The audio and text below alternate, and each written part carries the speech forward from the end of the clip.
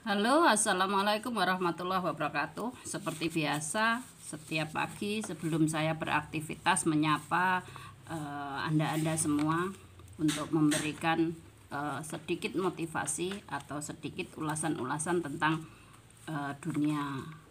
dunianya para penjahit. Pagi ini saya mau kirim bendera laskar. Bendera laskar itu bendera yang besar. Biasanya bendera organisasi ini.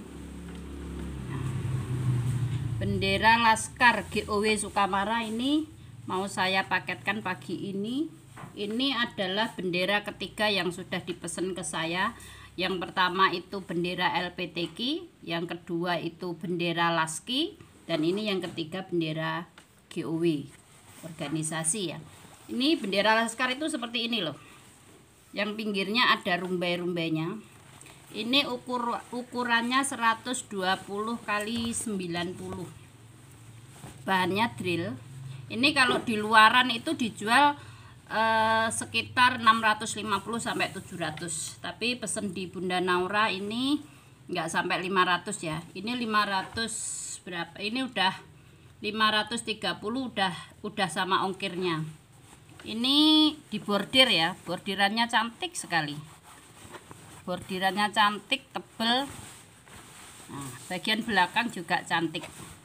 Jadi kalau Anda pengen pesen bendera Laskar, pesennya ke Bunda Naura ya. Sekalian ngiklan. Setelah ini nanti saya akan motong kain, banyak sekali potongan hari ini yang harus saya kerjakan. Karena deadline-nya udah pada mepet. Untuk selanjutnya siang nanti biasa belanja untuk dikirim ke Bojonegoro dan Ponorogo. Pagi ini saya ingin mengulas tentang kata simbokku. Karena pagi ini aku tiba-tiba ingat mbokku. Saya teringat jasa-jasa mbokku yang sudah almarhumah. Beliau adalah seorang wanita yang tidak kenal bangku sekolah, buta huruf. Mbokku adalah orang yang buta huruf, tidak kenal bangku sekolah. Kehidupannya di masa lalu memiliki anak 5, tapi karena ada masalah keluarga yang tidak bisa saya ceritakan di sini, beliau bercerai dengan suami pertama, dengan anak 5 yang semuanya ikut mbok saya. Jadi sedih kalau ingat, tapi itu adalah tonggak di mana saya harus menjadi wanita yang tangguh. Dengan anak 5, mbokku cerai dari suaminya. Pontang-panting menghidupi anak 5 itu bukan perkara yang mudah loh. Sedangkan mbokku tidak kenal bangku sekolah. Singkat cerita, beliau kemudian kenal dengan bapak saya, bapak kandung saya. Waktu itu bapak kandung saya posisinya duda tanpa anak. Kemudian menikah dengan mbok saya dan lahirlah kakak perempuanku, aku dan adikku yang ketiganya adalah wanita. Singkat cerita, si mbokku dan bapakku membesarkan 8 anaknya. Bisa dibayangkan betapa sulitnya kehidupan waktu itu, zaman dulu, menghidupi 8 anak, sedangkan mbok saya tidak kenal bangku sekolah. Bapak saya adalah seorang seniman ludruk dan mbokku adalah seorang sinden, seni karawitan ya, sinden. Dan darah seni itu mengalir di saya dan kakak saya. Dulu saya dan kakak saya juga seorang penari. Waktu itu karena apa ya, masih musim ya. Dulu itu kalau ada acara 17 Agustus, acara perpisahan, acara mantenan, itu saya dan kakak saya itu diundang untuk menari. Ya karena kami keluarga seniman. Nah, dalam menghidupi anak-anaknya tersebut, si mbokku adalah seorang pekerja yang sangat keras. Apapun dia lakukan demi anak-anaknya agar bisa makan. Dan bapakku karena anak-anaknya perempuan mendidik kami sangat keras juga, agar nanti kalau dewasa kami tidak mengalami apa yang dialami oleh simbok saya. Singkat cerita, karena didikan orang tua saya itulah kami bertiga, saya menceritakan kami bertiga karena yang kelima, yang kakak-kakak saya yang 5 itu kehidupannya beda dengan kami.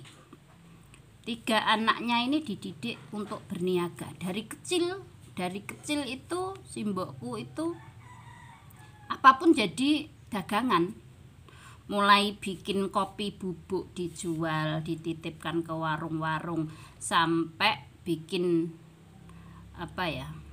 toko sembako sendiri kecil-kecilan. Kemudian jual ayam, bikin tikar. Simbok saya itu kalau siang bekerja jualan, kalau malam itu bikin tikar dari mendong. Jadi saya kecilnya saya, kakak saya dan adik saya itu selalu melihat simbokku itu kalau malam itu hampir tidak pernah tidur. Tidurnya itu 1 jam 2 jam agar bisa menghasilkan tikar sebanyak-banyaknya. Ya untuk makan kami bertiga, makannya aja harus dibagi-bagi biar cukup. Untuk sekolah banyak ngutang sana sini, dan kadang-kadang juga ngutang nggak dikasih utangan, jadi sekolah banyak, bayar sekolah banyak yang nunggak. Itu sudah biasa kami lakukan. Nah, karena didikan keras dari orang tua saya itu yang membuat kami bertiga sampai saat ini alhamdulillah walaupun di rumah kami punya penghasilan. Nah, nasihat simbokku yang tidak pernah saya lupakan itu adalah wanita itu harus kuat, harus tangguh, harus bisa cari uang. Waktu itu saya bertanya, kenapa harus bisa cari uang? Kan wanita ikut suami yang cari duit, kita yang penting bisa masak, bisa merawat anak-anak. Saya tanya seperti itu, dan mbok saya bilang karena tidak semua laki-laki itu punya penghasilan yang cukup untuk menghidupi keluarganya. Pertama. Kedua, laki-laki itu kan manusia yang tidak selalu sehat. Ada saatnya dia sakit. Nah, pada saat dia sakit, wanita harus tampil untuk menggantikan kewajibannya dalam menafkahi keluarga. Yang ketiga, tidak selalu rezeki laki-laki itu lebih banyak dari wanita. Rezeki kan Allah yang bagi ya. Ada beberapa wanita yang rezekinya itu jauh lebih banyak dari laki-laki. Jadi kalau Anda sebagai wanita banyak kerjaan, pontang-panting sana sini cari duit, sementara laki-laki hasilnya cuma itu saja, itu bukan karena Anda hebat, bukan karena Anda memiliki kecerdasan yang luar biasa, bukan, tapi karena Allah memang sudah menjatah rezeki Anda jauh lebih besar dari suami. Jadi kalau sampean tahu, saat ini yang saya kerjakan di rumah itu adalah saya ada buka usaha laundry, kemudian saya ada usaha jahit, kemudian saya buka all shop, dan saya juga ada yang kursus di tempat saya. Nggak capek bunda, saya kan manusia bukan robot. Capek itu pasti ada, tapi saya seneng. Kok seneng? Ya seneng karena saya mengerjakan apa yang saya suka. Jadi pekerjaan itu yang nomor 1 adalah sukai pekerjaanmu. Kalau kamu suka, capek itu ya manusiawi capek, tapi kerja itu seneng, apalagi dapat duit. Jahit ya seneng, laundry ya seneng, all shop ya seneng, karena ya memang itu pekerjaan saya.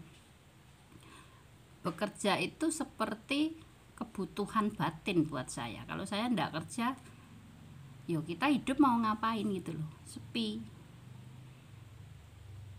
Ya pesan saya untuk anda sebagai wanita, bener kata mbok saya, wanita itu harus tangguh. Di saat kondisi ekonomi sulit, di mana laki-laki mungkin di PHK dari pekerjaannya, atau laki-laki pekerjaannya lagi sepi, atau laki-laki lagi sakit sehingga tidak bisa menjalankan kewajibannya untuk mencari nafkah untuk keluarganya. Saatnya wanita tampil untuk menjalankan roda perekonomian keluarga. Jadi benar kata mbokku bahwa wanita itu harus tangguh.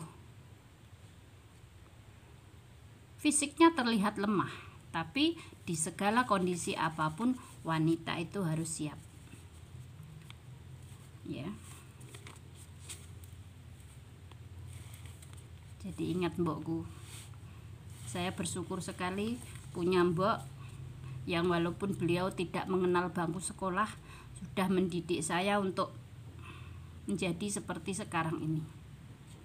Untuk Anda, para wanita-wanita Indonesia, jadilah wanita yang tangguh, yang siap dalam kondisi apapun untuk menyelamatkan perekonomian keluarga.